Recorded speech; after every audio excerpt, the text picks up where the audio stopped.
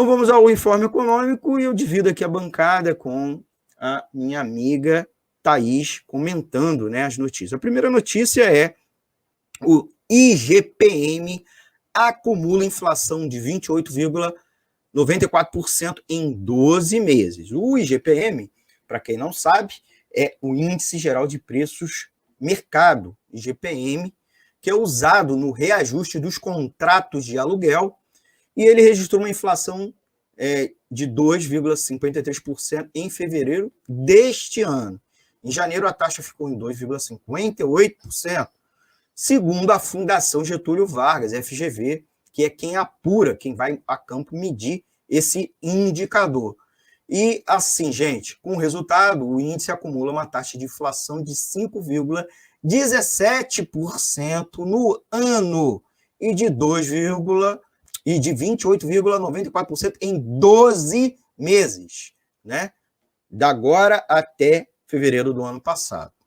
E o FGV também mediu o índice de preços ao produtor amplo, que mede o atacado, e teve uma inflação de 3,28% em fevereiro, um pouco abaixo dos 3,38% de janeiro. Para comparar, certo? E vocês podem ver a importância do IGPM, porque boa parte dos contratos de aluguel são reajustados pelo IGPM, mas a inflação oficial do Brasil é o IPCA, que inclusive ele é usado pelo governo para corrigir a tabela, mas muito mal, né? Corrige muito mal, às vezes, né? A tabela do imposto de renda, e é usado para algumas coisas também, como poupança e tal. Não o IGPM, o IPCA, né? Desculpe, o IPCA. O IPCA, que é o Índice Nacional de Preço ao Consumidor Amplo, e, portanto, é o que mede a inflação oficial do país, registrou 0,25% em janeiro. Bem diferente. A cesta e o peso dos produtos que ele mede é diferente do IGPM. E aí deu um valor muito menor, né? Agora, é 1,10 ponto percentual abaixo da taxa de dezembro de 2020, que foi de 1,35. E naquele momento, em dezembro de 2020, ele acabou acompanhando o IPCA a disparada dos preços dos alimentos. E agora, com uma disparada de uma desacelerada, acabou o IPCA não medindo isso. E lembrando, o IPCA é divulgado pelo Instituto Brasileiro de Geografia e Estatística, o IBGE, né, quanto o IGPM pela FGV. E esse foi divulgado na terça-feira, anteontem, porque esse programa está indo ao vivo aqui na quinta-feira. Daí você quer falar alguma coisa, rapidinho, a respeito? Não, comentando rapidinho, assim. Eu já vi alguns colegas, quando vêm esses índices de inflação, falar que só pode ser mentira, que o IPCA está tão baixo, porque o mercado está subindo muito, o aluguel está subindo muito e tal. Quando a gente tenta entender como isso funciona, é que a gente percebe. Cada índice está medindo uma coisa. Então, o IPCA vai medir uma série de coisas. Então, vai entrar roupa, vestuário, passagem de avião, uma série de itens que seriam os itens normais de consumo para quem ganha de 1 a 20 salários mínimos. Só que o padrão de consumo, né, o que a gente compra, quando você ganha 1 salário mínimo ou quando você ganha 20 salários mínimos, é um pouco diferente. Então, para quem ganha menos, aluguel, que é reajustado pelo IGPM, e comida pesa muito mais. Então, na prática, o meu IPCA, o seu IPCA, o IPCA de gente normal, assim, o IPCA real do nosso salário é muito maior. Só que os salários, quando são reajustados pelo IPCA. Fora que cada vez mais a gente tem gente vivendo aí na economia uberizada que nem tem garantido um reajuste recorrente de salário na renda. Então, quando você vê essa disparidade nos índices aí, significa perda de renda na prática para os trabalhadores, né? Para a população mais pobre, porque o que a gente mais usa está subindo mais e a nossa renda tende a subir menos. Então, não é uma boa notícia. Só para comentar aí, chovendo molhado, acho que muita gente já sabe disso também, mas é sempre bom lembrar. É bom reforçar e mostra, inclusive, o IGPM acabou medindo melhor, né, essa pressão, né, dos preços sobre o conjunto das famílias trabalhadoras, né? Vamos à segunda notícia, Thaís. População desocupada deve somar 14,5 milhões de pessoas. E isso aí, esse indicador mede o que você justamente está falando, a precarização, né? A precarização do trabalho, né? A taxa de desocupação da população deve se manter próxima dos 14% no resultado da PNAD contínua mensal que o IBGE mede, tá? A PNAD é a Pesquisa Nacional por Amostra de Domicílio. E aí, lembrando que está medindo taxa de desocupação, né? E é curioso, a gente pode tirar como conclusão, Thaís, que é razoável se esperar que a retomada, a tal retomada que o Paulo Guedes enchia a boca para falar em novembro e dezembro, e não vimos em janeiro e fevereiro, pelo jeito, vamos ver, em um bom tempo, essa retomada à normalidade das atividades, e, portanto, essa sim que deve retomar alguma geração de emprego, né, somente deve acontecer quando 50% da população economicamente ativa estiver vacinada. Porque enquanto isso, né, várias atividades econômicas vão ficar sendo pressionadas a fechar, reabrir, fechar, reabrir. Ou seja, conforme a pirâmide etária, né, 50% da população entre 15 e 65 anos representariam, né, algo em torno de 64 milhões de pessoas. E nesse ritmo de vacinação, muito dificilmente, né, Thaís? Não, então, eu vou discordar um pouco de você. Eu acho que é um pouco pior. Porque, assim, a gente está trabalhando aqui no Brasil com uma vacina. A vacina que mais está rolando é a Coronavac, que tem 50% de eficácia só. Então, para você realmente diminuir a transmissão, você precisa vacinar mais gente. Se você vacinar 50% da população, na prática 25% vai estar imunizada. Então, ainda vai ter muita gente ficando doente.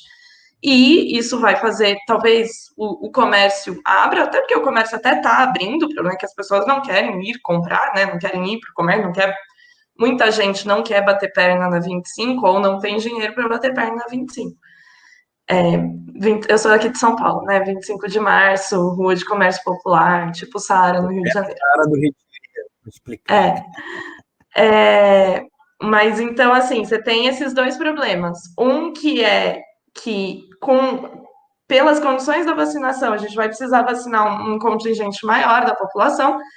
Tem aí um outro problema que a gente ainda não tem clareza de como vai ser, que é as variantes, porque se a gente começar a descobrir que a vacina não pega as variantes, daí a gente vai ter mais problema. E para além disso, a retomada econômica não depende só da pandemia, né? Depende também das pessoas terem dinheiro no bolso. Assim, você tem um processo, acho que quando você tem um processo de crise, você tem um problema que ela se autoalimenta. Você não gasta porque não tem dinheiro e a economia não circula, não melhora porque as pessoas não têm dinheiro. Então a situação é bem grave. Se a gente tivesse um planejamento econômico no Brasil e mesmo a nível mundial que pusesse dinheiro na mão das pessoas, incentivasse as empresas a produzir, a contratar, seria outra coisa, mas assim, deixar naturalmente a economia retomar, tanto pela instabilidade do vírus, pelos problemas das crises, pela reestruturação produtiva, tal. Eu não sei, mas é bom que a gente fala de poucas notícias econômicas, porque senão a gente pode agravar o quadro de depressão aí entre os ouvintes, isso pode ser. A gente ainda tem uma última notícia negativa, né? Em parte, ela tem em parte positiva, né? A notícia número 3 é: sem consenso, votação da PEC emergencial é adiada para terça-feira, né? Então, poxa, essa é boa. Vamos lá. Vamos aqui. Sem consenso e em meio a pressões de vários partidos, a proposta de emenda à Constituição 186/2019, a chamada PEC emergencial, continua na pauta da sessão plenária de hoje, né, estava na sessão plenária de hoje, quinta-feira, 25 de fevereiro, no Senado, mas apenas para a discussão da matéria, né, começasse. O que acontece, amigos ouvintes? O nó do debate está no trecho da proposta que acaba com os mínimos constitucionais para gastos com a saúde e a educação.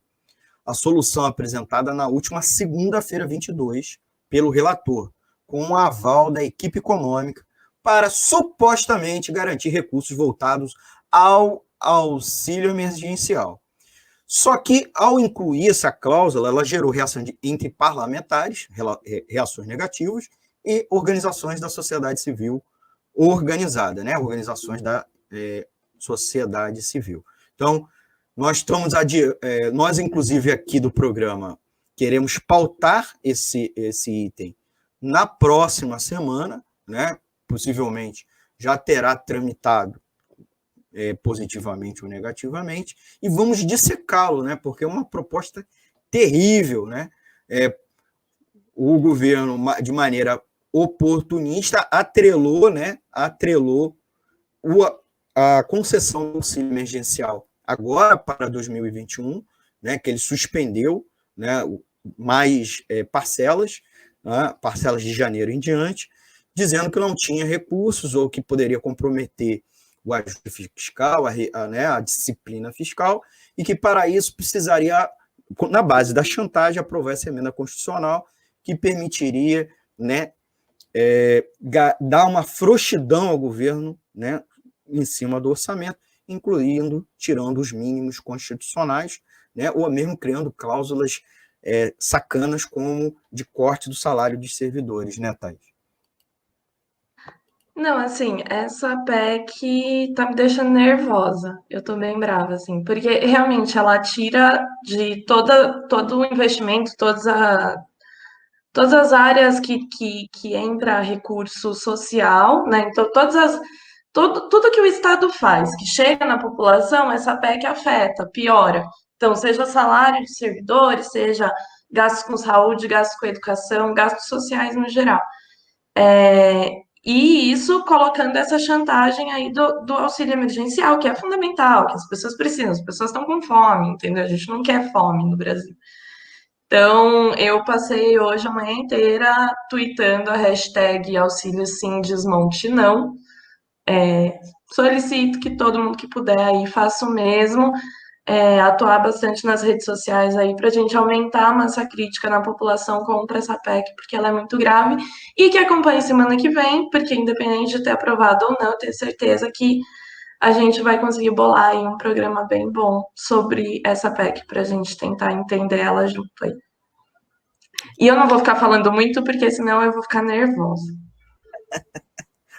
Bem, semana que vem a gente volta mais com o informe econômico e especificamente tratando desse tema, né? A PEC emergencial,